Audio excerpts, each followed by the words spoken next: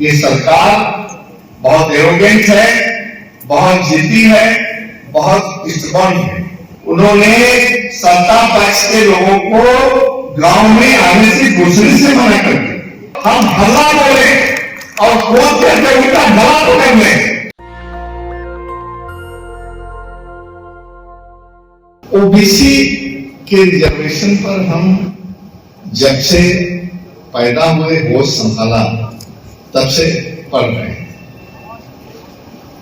BP मंडल साहब ने जो ओबीसी की रिपोर्ट दी थी 21 में दी थी और हम बड़े सौभाग्यशाली कहिए थे कि जब बीपी सिंह साहब प्राइम मिनिस्टर थे उन्होंने ये ओबीसी का 27% जो रिजर्वेशन लागू किया, इसका बहुत बड़ा राजनीतिक किस्सा है, राजनीतिक ड्रामा है। और मैं कहता हूं कि हम लोग बहुत सौभाग्यशाली थे, वो उस समय उन्होंने दे दिया, मिल गया, नहीं तो शायद आज उनको 27% भी आरक्षण नहीं मिला होता और हम इसी तरह से टुक करते रहते और रोते रहते। छगन भुजबल साहब को मैंने बोलते हुए सुना, पढ़ते हुए, और जब नौकरी में था तो बहुत जुझारू नेता के रूप में उनकी छवि थी और आज वो वही जोश खरोश मुझे देखने को मिला।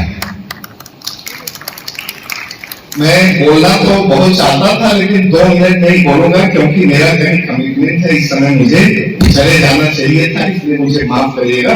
अपनी बात को बहुत संक्षेप में रख करके मैं जानना चाहूंगा।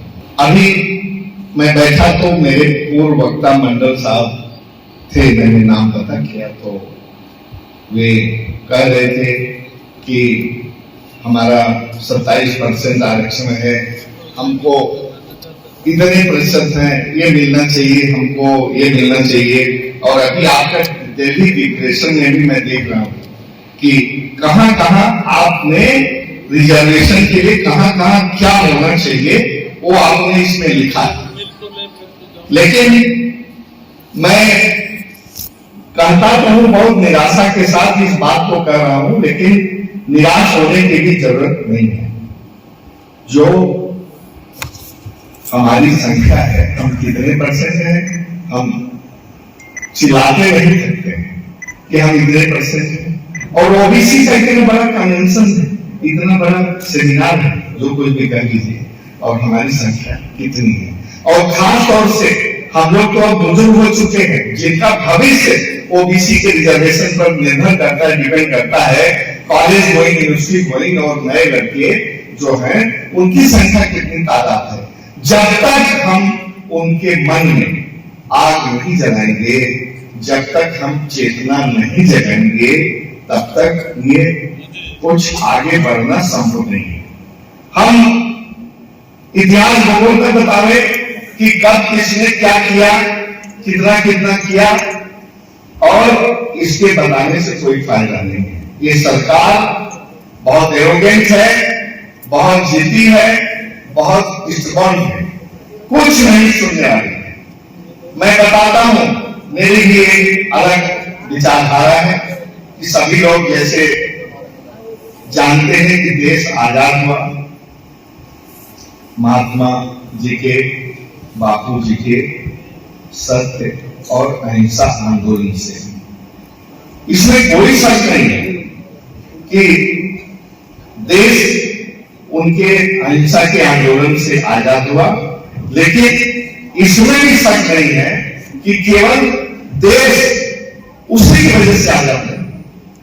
देश की आजादी के लिए हमारे वीरों ने, हमारे स्वतंत्रता संग्राम सेनानियों ने, चाहे वो भगत सिंह हो, चंद्रशेखर आजाद हो, राजबिहारी बोस हो, जयगोर राजदेव हो, बहुत तमाम सैकड़ों लोगों की लाइनें हैं जो अपने प्राणों की, उतने बलिदान दिया है उन्होंने, उसका भी बहुत बड़ा हाथ है देश की आजादी में।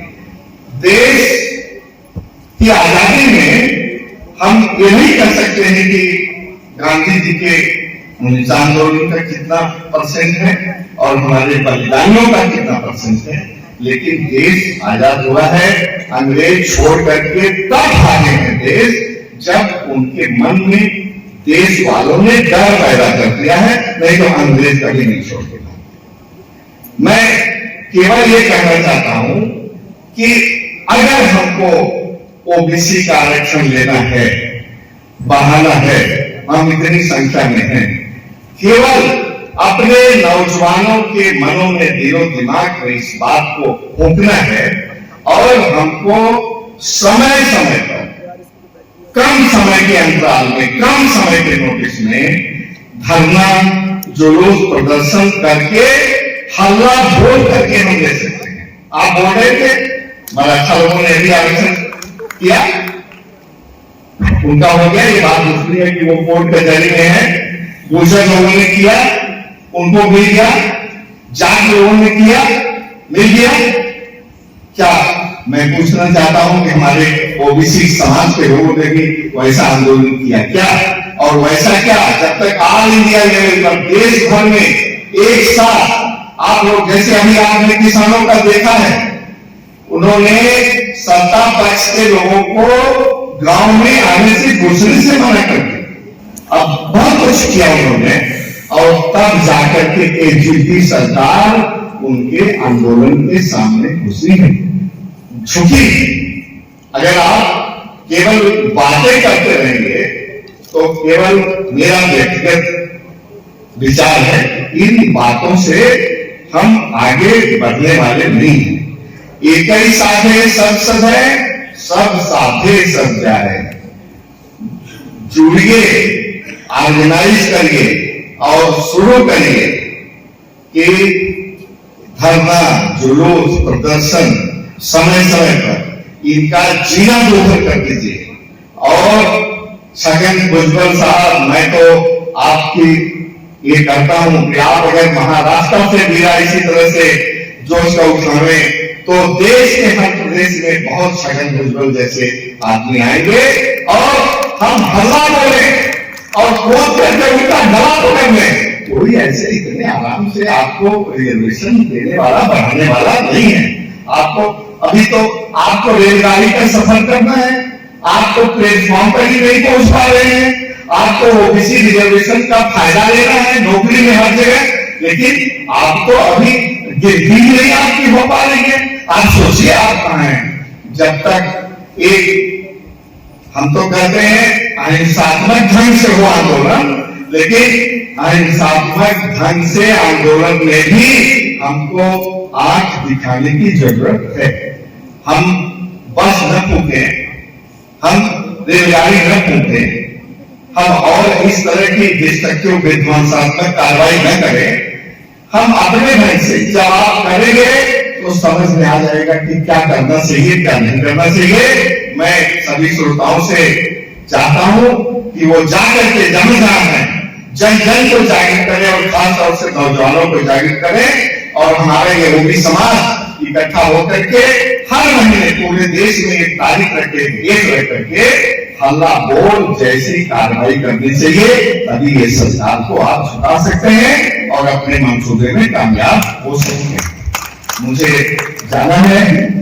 नेशनल दस्तक की आपसे गुजारिश है कि अगर इसको बचाना चाहते हैं तो नेशनल दस्तक को सब्सक्राइब करने के लिए रेड कलर के सब्सक्राइब बटन को दबाएं, फिर बेल आइकन की घंटी दबाएं।